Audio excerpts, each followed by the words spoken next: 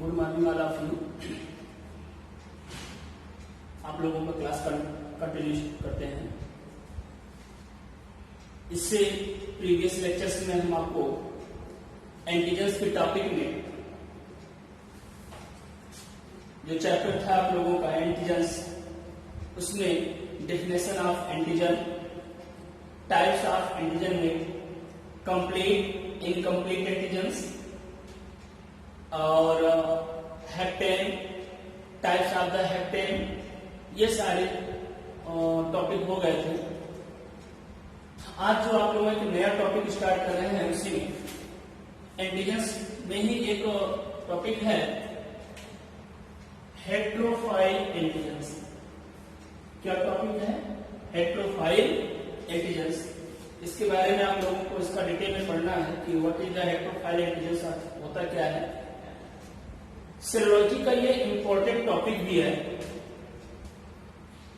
अगर आप लोग हेट्रोफाइल एंटीजन्स समझ गए तो सीरोलॉजी में जो मैक्सिमम जो टेस्ट होते हैं उन टेस्ट के बारे में आप लोगों को बहुत ही अच्छे से क्लियर हो जाएगा कि कोई टेस्ट कैसे होता है, कैसे एंटीजन मिक्स करते हैं, तो एग्लूटिनेशन या प्रेसिपिटेशन रिएक्शन कैसे होता है। मेनली ये डिपेंड होता है, ये शो करता है एग्लूटिनेशन रिएक्शन, जिसमें कई रिएक्शन आपको देखने को मिलेंगे। टाइफस फीवर के लिए हो गया, या कुछ रिएक्शंस हैं जैसे कि वेलफेलिस रिएक्शन की बात कर लिया जाएगा। ऐसे कई रिएक्शन मिलेंगे आप लोगों को। पॉल बनेल टेस्ट भी मिलेगा। तो 3 या 4 टेस्ट इसके लिए इंपॉर्टेंट है। वो उनकी जो एक बेस होगा उस टेस्ट को समझने के लिए, वो डिपेंड है heterophile antigen. So it is the most important topic. Now start. क्या होता है ये?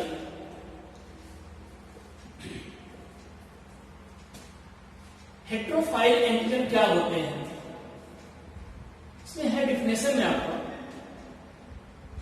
हेट्रोफाइल antigens are a type of hetero antigens that are present in 2 different species। इतना अगर आपको समझ में आ गया तो क्लियर हो जाएगा। हेट्रोफाइल एंटीजन्स क्या होते हैं? हेट्रोफाइल एंटीजन्स एक प्रकार के हेट्रो एंटीजन्स होते हैं जो प्रेजेंट होते हैं कहां?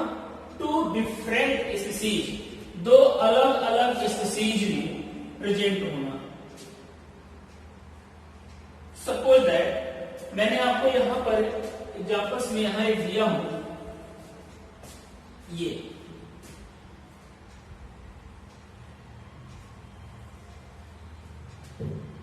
है 2 डिफरेंट स्पीसीज में। सपोज दैट कोई एक स्पीसीज था, उसका एंटीजन ए है, एक दूसरा स्पीसीज एनिमल्स है जो भी है, उसका एंटीजन क्या है? बी है। बात यहां यह होता है कि देखो, hetero that are present in 2 different species but they share epitopes with each other। मतलब इनका जो इपिटॉप होता है वो क्या होते हैं?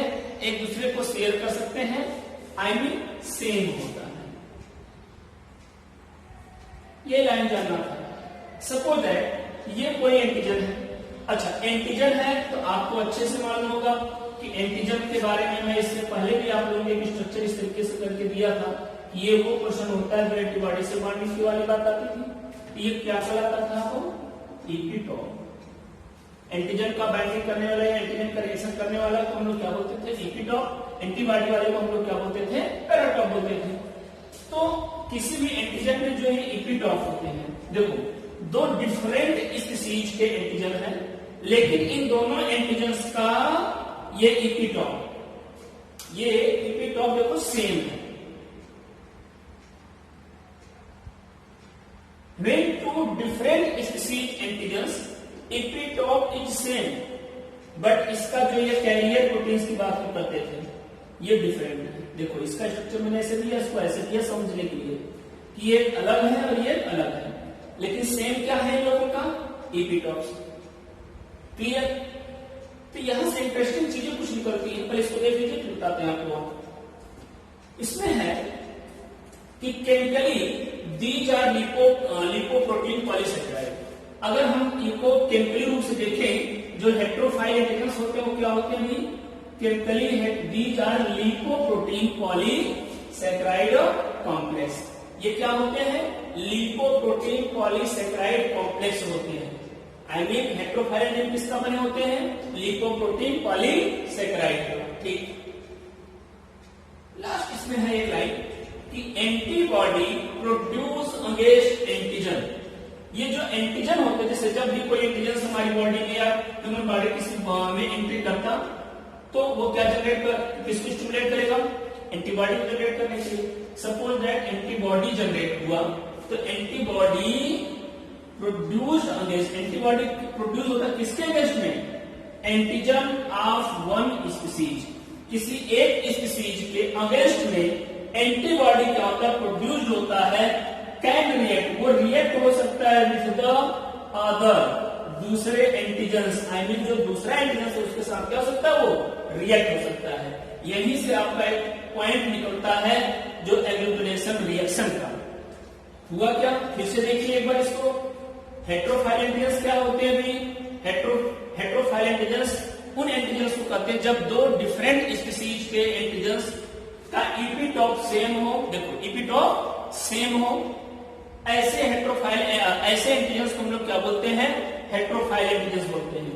ये कोई अलग स्पीसीज था, ये कोई अलग स्पीसीज था, लेकिन इन दोनों के इपीटॉप क्या थे? सेम थे, या एक दूसरे का शेयर कर सकते हैं। तो इसको हम लोग बोलते हैं हेट्रोफाइल एंटीजन। ये बने किसके होते हैं? ये बने होते हैं लिपोप्रोटीन पॉलीसेकेराइड के बने होते हैं। और इसके बाद की लाइन इंपॉर्टेंट है। होता क्या है कि एंटीबॉडी प्रोड्यूस अगेंस्ट एंटीजन। जो ये एंटीजन, सपोज दैट ये एंटीजन है, मान लेते हैं ये कोई बैक्टीरिया हुआ, बैक्टीरिया का एंटीजन है, या कोई बैक्टीरिया ये हमारे बॉडी में एंट्री किया। जब ये एंट्री करता है तो इसके अगेंस्ट में क्या जनरेट होता है? एंटीबॉडी। इसके अगेंस्ट में क्या जनरेट होगा? एंटीबॉडी। आई मीन ये बैक्टीरिया, मान ले सपोज दैट एंटीजन ए हमारी बॉडी में एंट्री किया, ये क्या प्रोड्यूस करेगा? हमारे इम्यून सिस्टम उसके अगेंस्ट में antibody.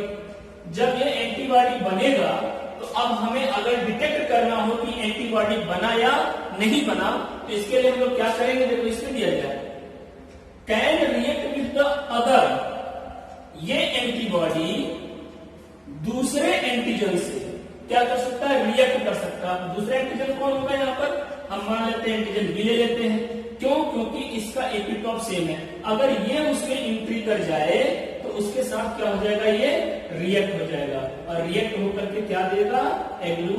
Agglutination, I mean agglutinate हो जाएगा। जैसे कि आप लोग ब्लड ग्रुपिंग करते हैं, वहां पर भी तो आप लोग एंटीजन को यूज करते हैं। तो जैसे एंटीजन को मिक्स किया, वो एग्लूटिनेट हुआ, आप उससे रिजल्ट दिए। इसी तरीके से आप लोग टाइफाइड के लिए आप लोग विलाप लगाते हैं, वहां के भी इसी तरह के साथ उसमें भी सीरम लेते हैं। तो इंटरेस्टिंग बात इसमें यही होता कि जैसे सपोज दैट कोई भी ह्यूमन बॉडी है, मान लो हम उसको एक फीवर की बात करते हैं, जैसे इसमें एक फीवर की बात हुआ होगा, टाइफस फीवर की हम बात कर लेते हैं। तो अगर वो फीवर के केस में है तो उसके सीरम को लेंगे, हम उसको एक एंटीजन मिक्स करेंगे, वो एंटीजन उनके साथ रिएक्शन करके उसको क्या करेगा? एग्लूटिनेट करता है। तो ये जो एग्लूटिनेशन होता है वो किसके माध्यम से होता है? हेट्रोफाइल एंटीजन के माध्यम से होता है। तो यहाँ बातें क्लियर हुआ। क्या होता है कि when the two different species antigens, देखो दो डिफरेंट टाइप के स्पीसीज के एंटीजन्स हैं, लेकिन एपिटॉप सेम है। अगर ये हमारे बॉडी में या किसी ह्यूमन बॉडी में ये एंट्री किया हुआ है तो इसके अगेंस्ट में एंटीबॉडी जनरेट होगा। अब ये एंटीबॉडी इसी के जैसे वाला जो कोई दूसरे स्पीसीज का एंटीजन था उसके साथ रिएक्शन कर सकता है। जब रिएक्शन करता है तो क्या जनरेट करता है? एग्लूटिनेशन रिएक्शन देता है, जो कि आगे आप लोगों के सिलेबस में है। एग्लूटिनेशन के बारे में डिटेल में पढ़ने के लिए आप लोगों को मिलेगा, तो आगे हम आपको बताएंगे। अभी यहाँ पर जान लो कहाँ ये एग्लूटिनेशन करते हैं, यानी जिसको आप लोग बोलते हैं क्लम्पिंग करना। इस तरीके का है, स्लाइड पर भी आप लोग करते हैं इसको, स्लाइड मेथड पर भी होता है। तो वहां पर क्लम्पिंग जैसा होता है, उसी को हम लोग बोलते हैं एग्लूटिनेशन। इस तरीके से एक जगह कलेक्ट हो जाते हैं, विजुअलाइज होते हैं, वो होती है आप लोग का एग्लूटिनेशन रिएक्शन। दूसरा अगर हम देखें इसमें एग्जांपल्स ऑफ हेट्रोफाइल एंटीजन्स का, हेट्रोफाइल एंटीजन के एग्जांपल क्या क्या होते हैं? तो 3 मेन एग्जांपल आपको देखने को मिलता है। जो सबसे पहला है आप लोगों का, उसको हम लोग बोलते हैं कौन सा? Forssman antigen. क्या है? Forssman antigen. It's very very important. Forssman antigen ये भी आप लोगों के सिलेबस में है। आप लोगों को इसके बाद जो टॉपिक पढ़ाएंगे वो आप लोगों को फोर्समैन एंटीजन के बारे में ही पढ़ना है। तो वहां आपको डिटेल बताएंगे कि फोर्समैन एंटीजन क्या होता है और कैसे वर्क करता है। ठीक, तो हेट्रोफाइल एंटीजन का एग्जांपल हुआ आप लोगों को कौन सा? Forssman antigen. दूसरा क्या हुआ? Cross reacting microbial antigen. यानी जब कोई माइक्रोबियल एंटीजन से माइक्रोब्स है, बैक्टीरिया या कोई भी, तो माइक्रोब्स हमारी बॉडी में एंट्री करते हैं तो उनका हम लोग क्रॉस रिएक्शन करते हैं। तो क्रॉस रिएक्शन को हम लोग एक रिएक्शन के नाम देते हैं, उसका नाम होता है वेल फेलिक्स रिएक्शन। ये भी आप लोगों के सिलेबस में है, आगे आप लोग इसके बारे में डिटेल में पढ़ना है। अभी एप्लीकेशन जब मैं बताऊंगा तो वहां पर वेल फेलिक्स के बारे में थोड़ी सी आप लोगों को इसका इंट्रो कराऊंगा, लेकिन इस पर डिटेल आप लोगों को पढ़ना पड़ेगा आगे। तो पहला एग्जांपल हुआ फोर्समैन एंटीजन। दूसरा एग्जांपल क्या बोल सकते हो? Weil Felix reaction. किसका एग्जांपल होता है? हेट्रोफाइल एंटीजन का। या वेल फेलिक्स रिएक्शन में पार्टिसिपेट कौन करते हैं? हेट्रोफाइल एंटीजन। कैसे एंटीजन होते हैं? ये माइक्रोबियल एंटीजन होते हैं। तीसरा, ह्यूमन आरबीसी या ब्लड ग्रुप बी। जैसे ह्यूमन आरबीसी की बात करते हैं, उनका ब्लड ग्रुप बी ये शेयर करता है एंटीजन विथ किसके साथ? Escherichia coli. मतलब ब्लड ग्रुप बी में जो एंटीजन है वो एज द सेम किसकी तरह होता है भाई? Escherichia coli. जैसे कि यहाँ अभी आपने लिखा कि antibody produce against antigens of one species can react with the other and अच्छे ये यहाँ पर they share epitopes with each other. तो एस्चेरिचिया कोलाई और blood group B, blood group B का एंटीजन और एस्चेरिचिया कोलाई के एंटीजन की अगर बात करें, दोनों के एपिटॉप क्या होते हैं? सेम की बात आती है। तो कई रिएक्शन कराए जाते हैं इनसे। ह्यूमन आरबीसी या blood group B share antigen with Escherichia coli constituting another example of heterophile antigen. जो किसका एग्जांपल बनाते हैं? हेट्रोफाइल एंटीजन का। तो कहने को ये 3 आपको मिले एग्जांपल, जिसमें सबसे पहला मैंने आपको दिया फोर्समैन एंटीजन, दूसरा दिया आपको क्रॉस रिएक्टिंग माइक्रोबियल एंटीजन, और तीसरा आपको मिला ह्यूमन आरबीसी या ब्लड ग्रुप या जो शेयर करता है एंटीजन को किसके साथ? एस्चेरिचिया कोलाई के साथ। ये इसके 3 एग्जांपल हुए आप लोगों के हेट्रोफाइल एंटीजन का। अगेन एक बार आप लोग और देख लीजिए कि मैंने आपको क्या क्या बताया। टॉपिक था आप लोगों के हेट्रोफाइल एंटीजन। हेट्रोफाइल एंटीजन से हमने आपको सबसे पहले उसका डिफिनेशन दिया कि हेट्रोफाइल एंटीजन वे एंटीजन होते हैं जो, देखो, या हेट्रोफाइल एंटीजन एक प्रकार के हेट्रो एंटीजन होते हैं जो प्रेजेंट होते हैं किसमें? 2 डिफरेंट स्पीसीज, 2 अलग अलग स्पीसीज में पाया जाने वाला एंटीजन क्या कहलाता है? हेट्रोफाइल एंटीजन कहलाता है। और बट लेकिन they share epitopes with each other. लेकिन वो क्या करते हैं? उनके एपिटॉप्स एक दूसरे को शेयर कर सकता था, सेम होते हैं।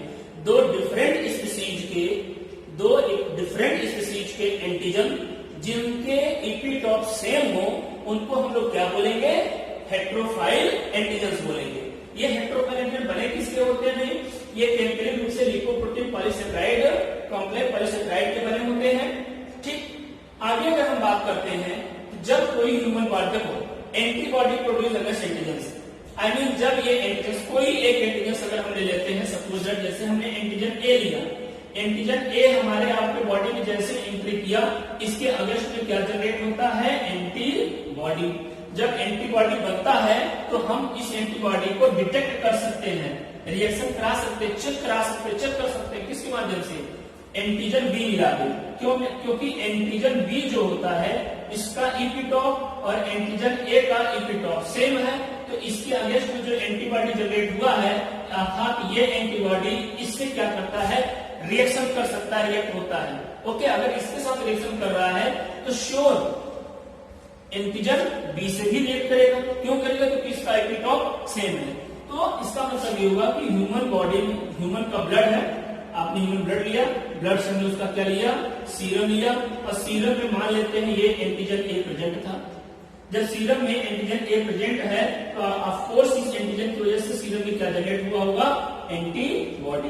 अब हम एंटीबॉडी का टेस्ट लगाते हैं। अब इस एंटीबॉडी को चेक करते हैं कि ये एंटीबॉडी आई मीन इस डिसीज के या इस माइक्रोबियल या जो कोई भी मॉलिक्यूल्स हो गया इसके अगेंस्ट में एंटीबॉडी बना है या नहीं बना है, तो एंटीबॉडी को डिटेक्ट करने के लिए हम लोग क्या करते हैं, सेम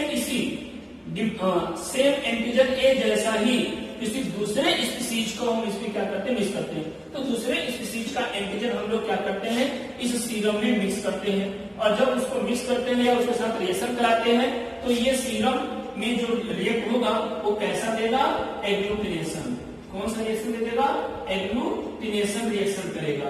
और एग्लूटिनेशन रिएक्शन अगर करता है या क्लॉट होता है तो हम समझ जाते हैं कि ये इस सीरम जो हमने टेस्ट लगाया उसमें एंटीजन ए, अब ये एंटीजन ए क्या था, टाइफाइड फीवर के लिए है या जिस भी माइक्रोबियल का हम लोग निमोनिया की बात कर लेते हैं, अभी आगे आएगा।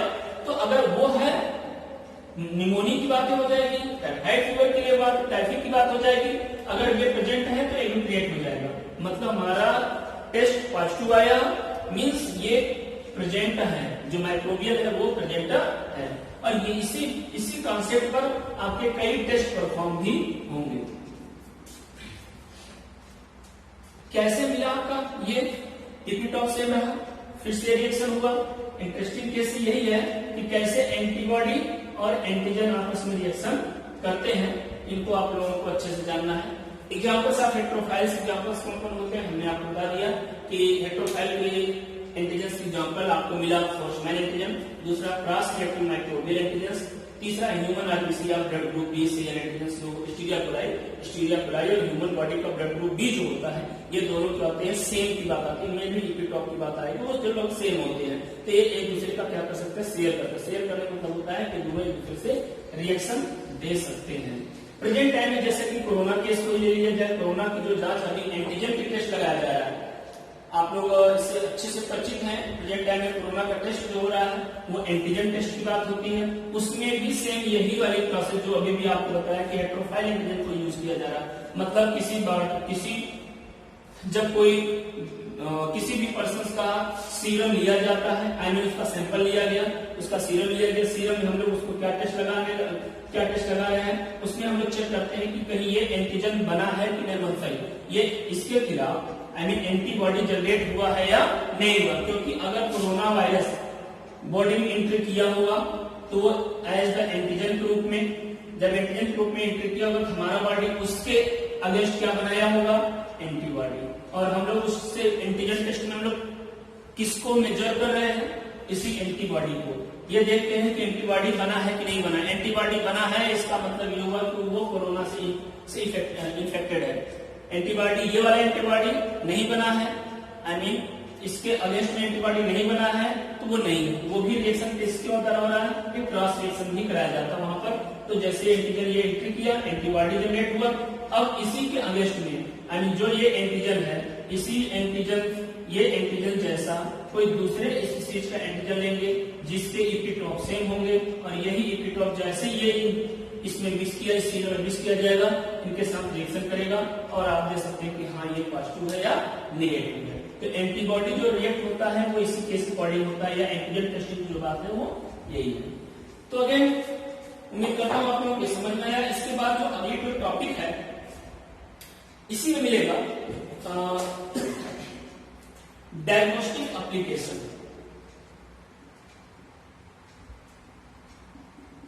Diagnostic application of heterophile antigen. Topic क्या मिलेगा आप लोगों को, diagnostic application of heterophile antigen. जो हेट्रोफाइल एंटीजन होते हैं इनका डायग्नोस्टिक एप्लीकेशन क्या है, आई मीन लैब में हम लोग कैसे डायग्नोस कैसे करते हैं। तो इसमें आप लोगों को 3 रिएक्शन पढ़ने को मिलेगा। जो सबसे पहला आप लोगों को मिल जाएगा वेल फेलिक्स, दूसरा पॉल बर्नर और तीसरा होता है आपका कोल्ड एल्यूमिनेशन टेस्ट। ये तीनों आप लोगों को नेक्स्ट अगेन टॉपिक में अगेन लेक्चर में मिलेगा, diagnostic application of heterophile. Thanks all of you.